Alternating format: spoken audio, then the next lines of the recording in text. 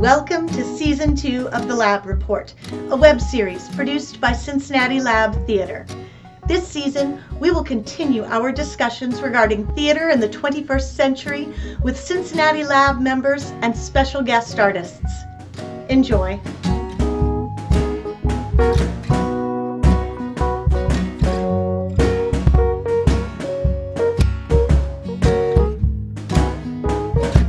Welcome to the first episode of Season 2 of The Lab Report, the submission process. I am your host, Tori Pate.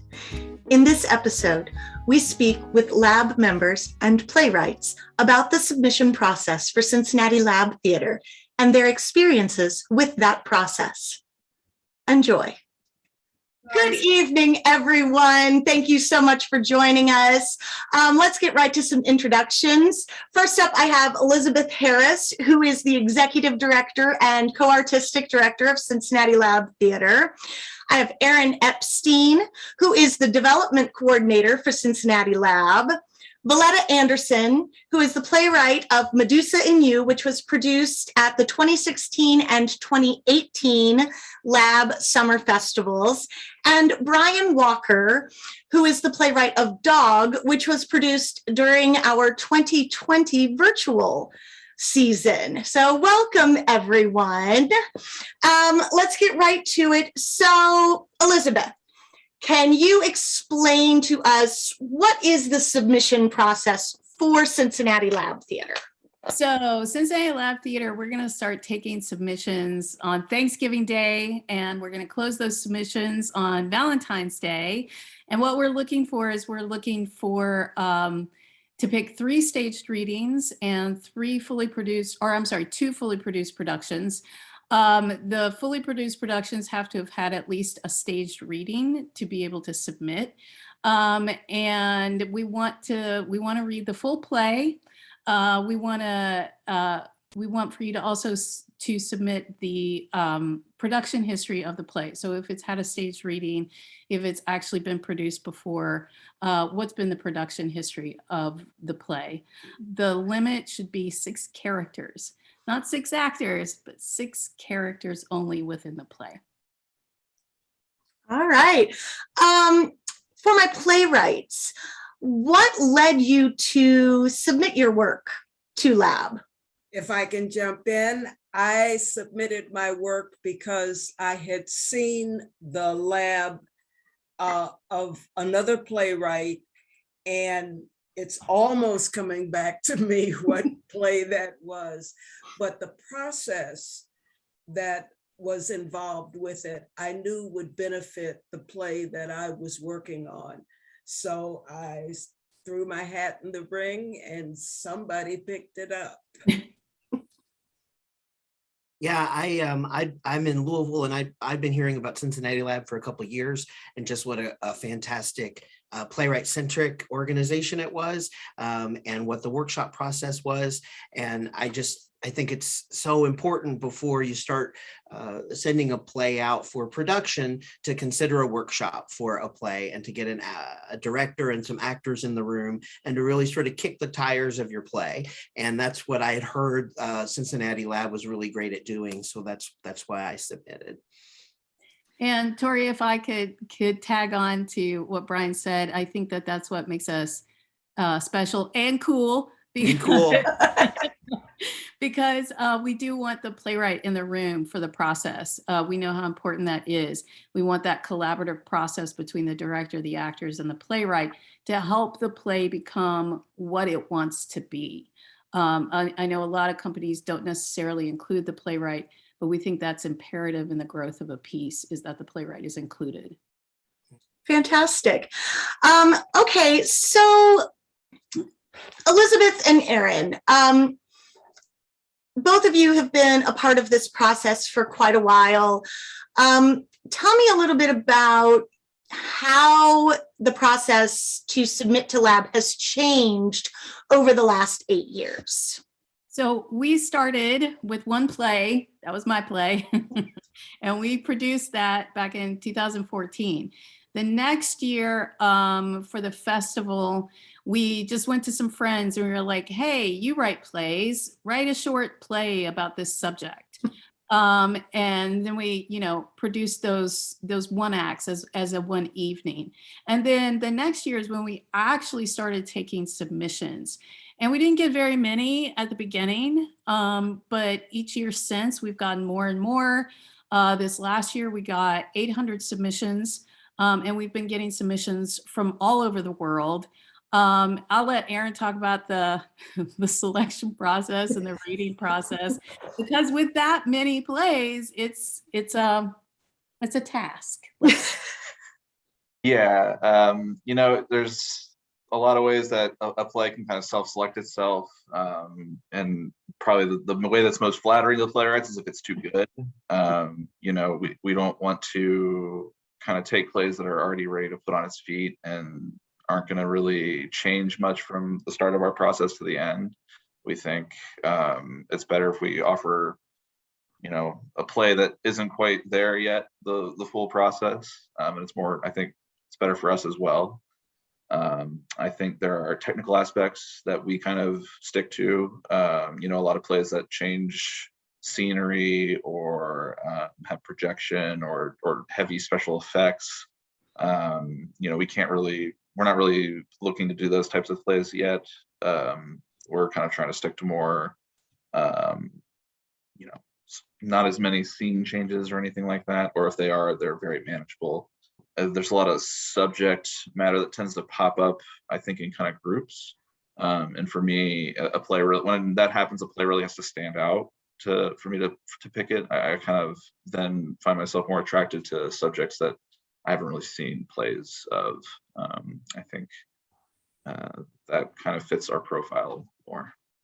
We're also looking for plays of different voices. We want diversity in voices, because I think that speaks to, we want to make sure that we're speaking to everyone and being inclusive of everyone who has a story to tell. For my playwrights, what's it like to submit? What do you go through? When in the process do you look at your work and say, yes, I am ready to put this out into the world? And, what are the results of that? Well, for my process, when I have a completed first draft, I need to hear it. The voices in my head are just, Academy Award winning actors who could read the phone book, and that's not helpful. So when I submit this newborn, it's one of the scariest things in the world because it could be caca. You never know, But submitting it allows me to hear what my intent was is actually what's being communicated to the actors. If it's not being communicated to the actors, they can't communicate it to an audience. So that process of actor feedback, table reads, the kind of things that they have to do to prep for the reading, and is just an essential part of my process. Yeah, I mean, submissions are horrible. I don't know that any playwright would be like, I love to do submissions. It's my favorite part of being a playwright. Like, it's horrible, and it's it's time consuming. You've got to do, one theater may want something formatted one way, one may want a statement, one may want nothing at all.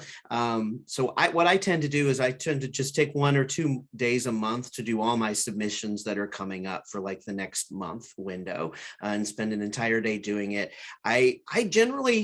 I like to hear my play before I send it out in the world. So I will try to ply my friends with booze and pizza, and I'll get them either over to my house or try to do it on Zoom and just do a super informal reading. Just so, like Valletta said, I can hear those voices. I can hear what that dialogue sounds like. And then I'll usually take some time and create sort of a second draft. And I kind of have a rule. I usually don't send my first draft out. I usually try to have that reading with some friends, get a little feedback from them, go back to it, tinker a little bit, and then try to send that second draft sort of out into the world. How different is the lab submission process to other theaters? Does lab look for pretty much the same things? Are we looking for something different? Is it easier? Is it more difficult compared to other theaters? Or does everything just run the gamut and you've got easy and hard and everywhere in between? Cincinnati Lab always felt, the couple years that I've submitted, it feels easier. There's not a whole lot of, you're not asking for a mission statement and a 2-page sort of, deep dive into your work and what you want to change. They want the play. They have some requirements that they have. They don't want a certain number of actors or only 6 actors. But it's fairly easy. Like some submissions are pretty intense. I mean, you got to spend hours to get this stuff together. Everything's got to be in one document. You've got to get your name off of it. You've got to turn it into a PDF. There's a lot of hoops that some companies will make you jump through just to get your script to them. And I have always felt that Cincinnati Lab does a great job at just considering what the playwrights have to do on a submission day basis, what we have to go through. And really all you have to do is put all that stuff into an email and send it off. I think it's really, really, really easy for the playwright.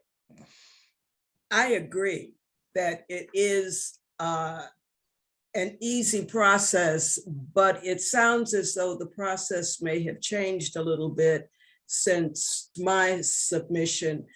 For one thing, I was fortunate enough to have the submission for a reading, for a staged reading. And then I submitted the same piece for the production. And the submission for the production felt a little more comfortable to me because I knew that everybody knew what the play was about, at least. There was a document, a statement of objectives, what it was I wanted to accomplish with the production that I found, as a matter of fact, in prepping for this, that I found to be very helpful. Because a lot of times I think I know why I've written a thing, but to have to put it on paper makes me really think through that process and see what it is I'm trying to accomplish with this right now today.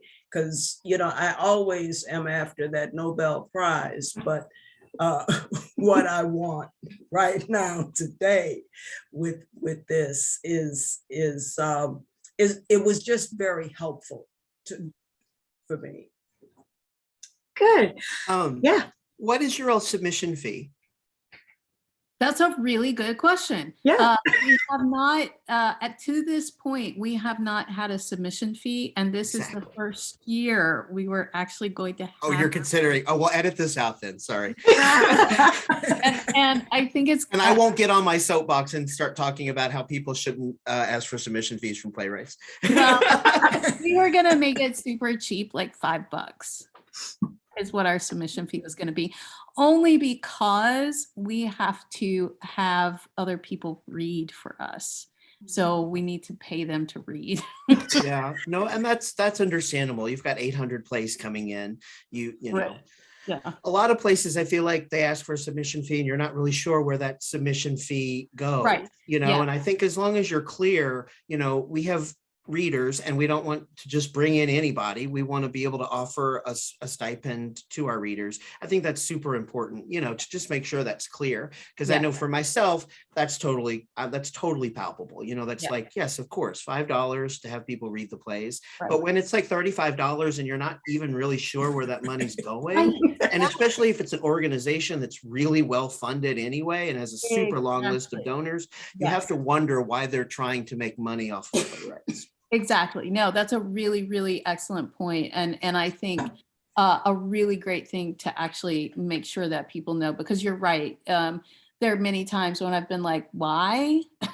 Yeah. Like you said, where is this going? Right, right. I think it's actually a very important thing to consider. And as artists, we have to be very, very careful about where we are putting our work and our energies out into the world and with whom we want to do that, so that we don't, so that we don't feel like we're just constantly doing something and not getting anything in return for it.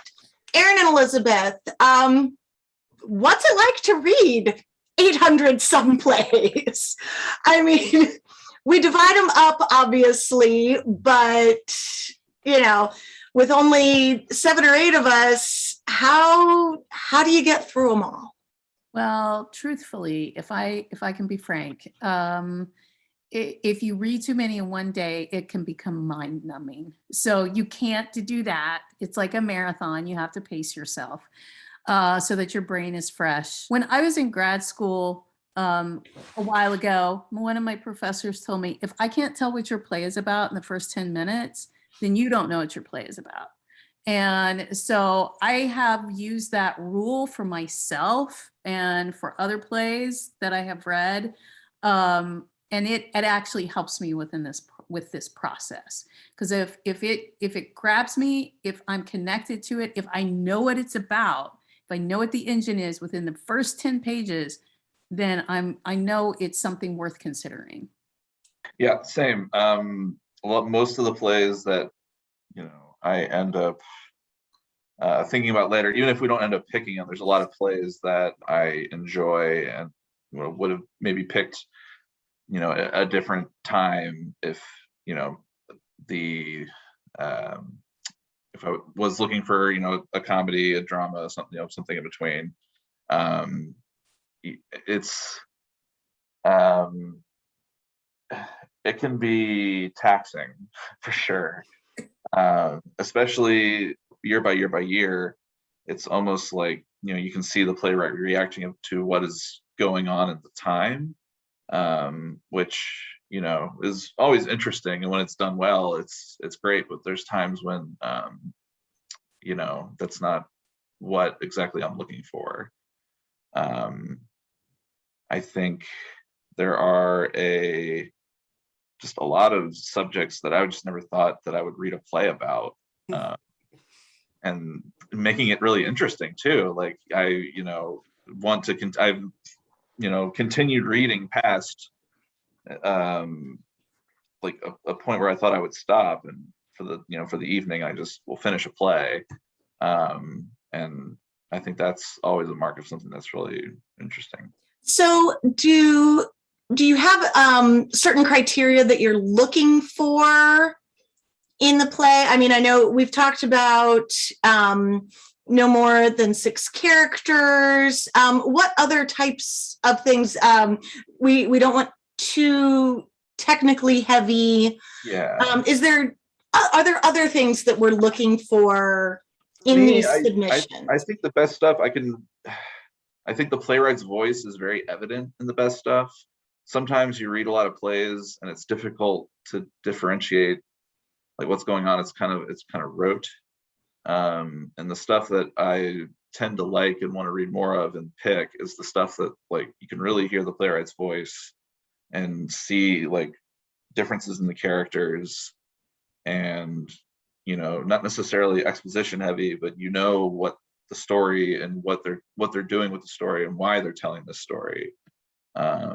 I think that's part of my criteria. Like just I think when we work through this process with playwrights, we want to be able to have in-depth conversations with them about what they're trying to say and what is being told to us, and what they can do to change what is being said to make it exactly what they wanted to say, and nothing is being lost in the communication. Yeah, there are a lot of plays that have clear conflict and they have very well drawn characters, but there's just too much of it, right? Because they're just putting everything down. I mean, and that's what we do as playwrights. You just got to get it out and you got to put it down.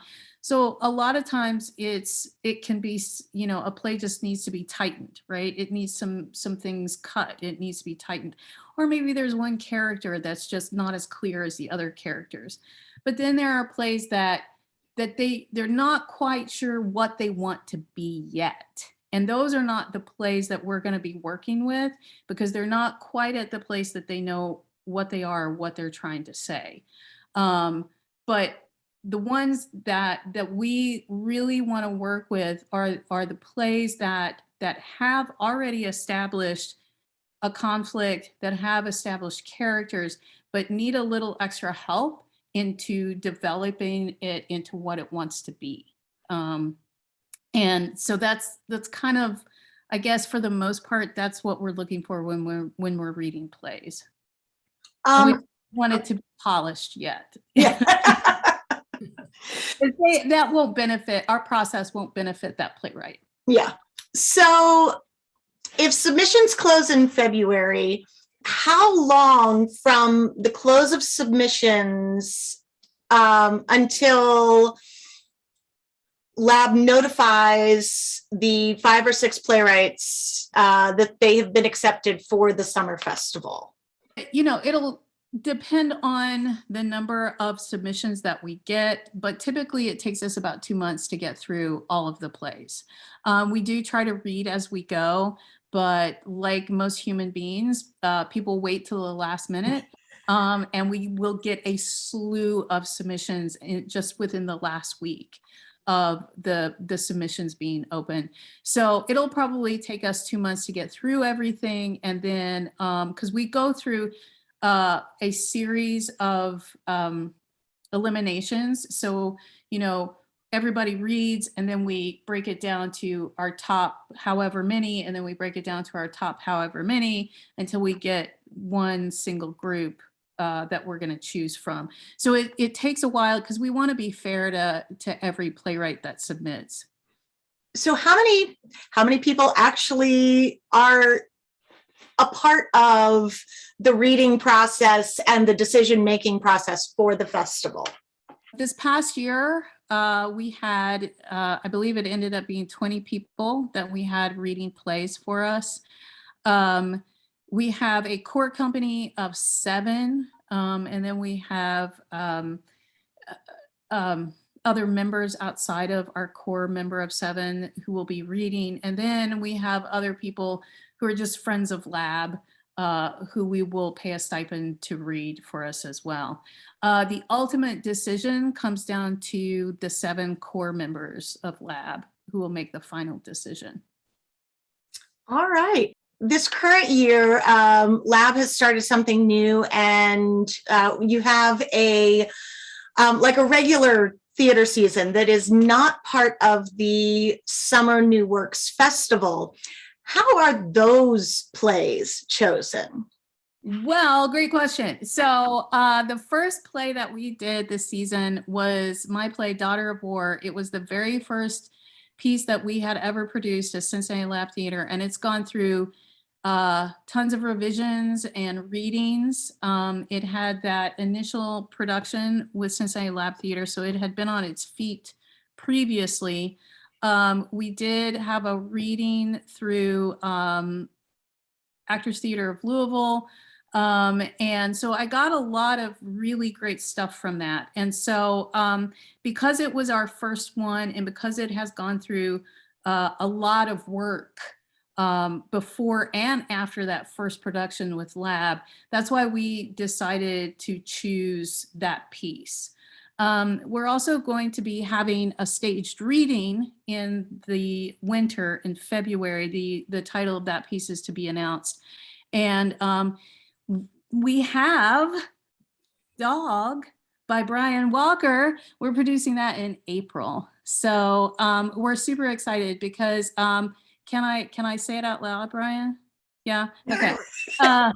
Brian, that piece, after we worked it, and I'm not sure, Brian, if you did other work with it after that, but it ended up getting published. And so we're super, super excited to have one of the first pieces that we have workshopped, published, and bringing it back to the Cincinnati Lab stage. Awesome. Yay. That's so exciting for you. I got my uncorrected proof like 2 weeks ago in the mail, and I've done all my corrections, and they have the final draft, so it should be in the next couple of weeks. We get the playwright gets 10 free copies. So I'll be sending one to Jeff. I'll be sending one to you, Elizabeth.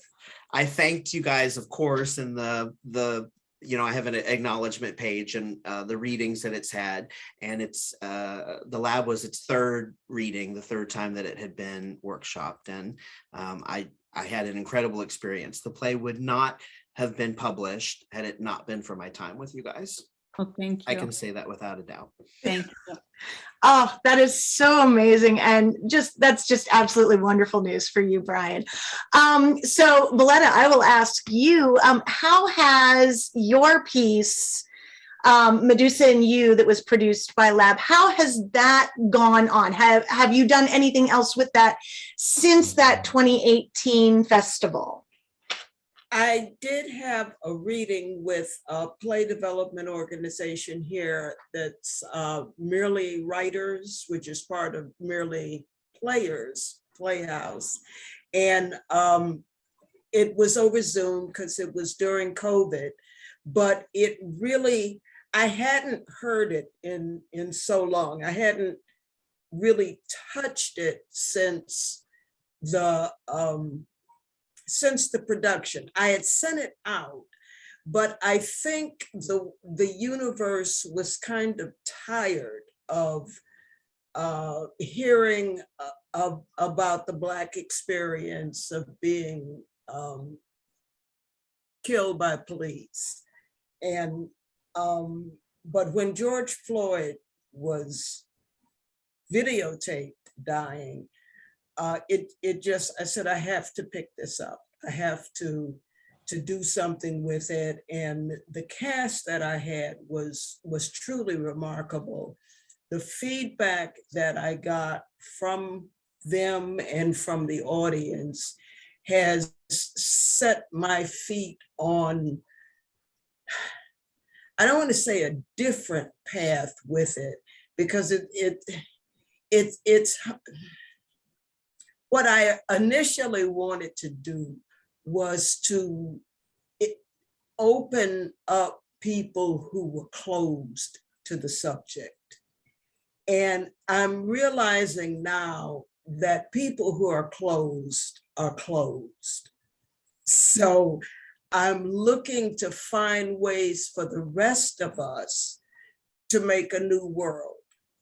And when the closed see the new world, they'll want to come in. That's my goal. Wow. Oh, that's wonderful. To close us out this evening, what I want to hear from each one of you is just a couple sentences about why you think people should submit to Lab. What has it done for you? What will it do for them? What are your final thoughts on this? I think any playwright that's interested in taking a step between you writing the play and trying to find a production home, you have got to find a wonderful company to workshop your play. And Cincinnati Lab is full of passionate theater lovers who, that's all they want to do, is they want to make your play better, and they want to help you make your play better. And from my experience, if I didn't like the ways that were being shown to me to make it better, no problem. It's fine. It's my play. Cincinnati Lab is not here to make the play their own. They're, like Elizabeth and Aaron both said, they're here to help a playwright find the voice of their play and to figure out what we're trying to say, because sometimes we don't know. Sometimes we just put a lot of stuff out there, and we put a lot of themes out there, and we put a lot of ideas. And, you know, my sister upset me the other day, and I'm mad at my best friend, and my dog died. And so all these things end up on the page if you're a writer. what Cincinnati Lab does is Cincinnati Lab helps you hone in on what's important of your script and helps you tell that story. And I can't say enough fantastic things about my experience with them.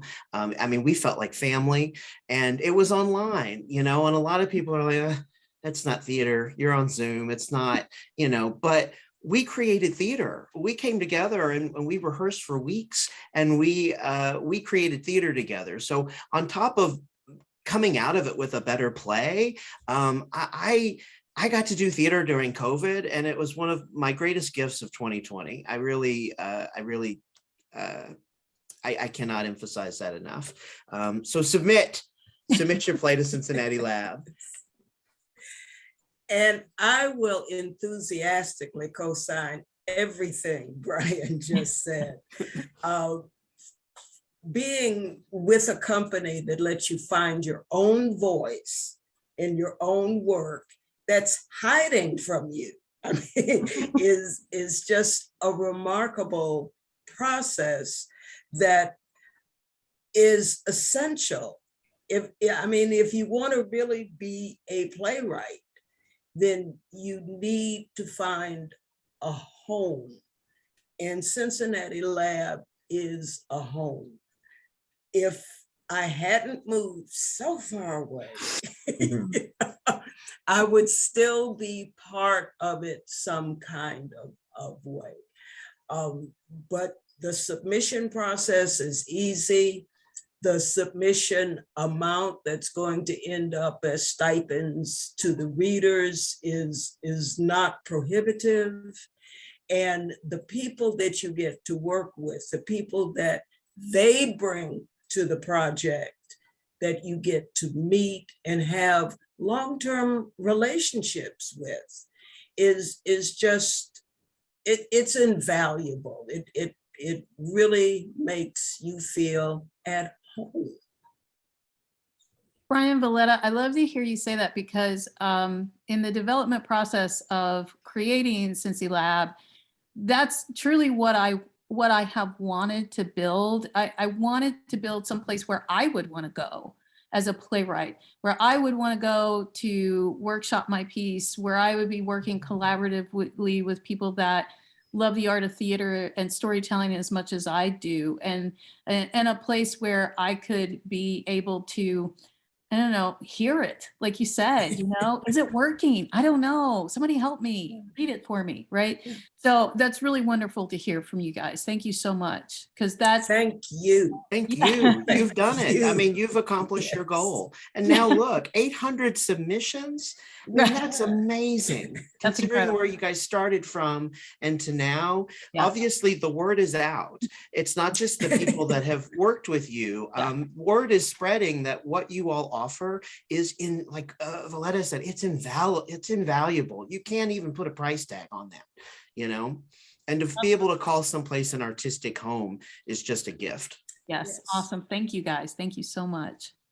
From our side, it's, to me, having worked in theater, film, television, the process of working on new plays and collaborating with a playwright so closely is just very artistically rewarding on our end as well. So, do submit. We really want to see what you have to say, and we're very excited to read it and see what new things are out there.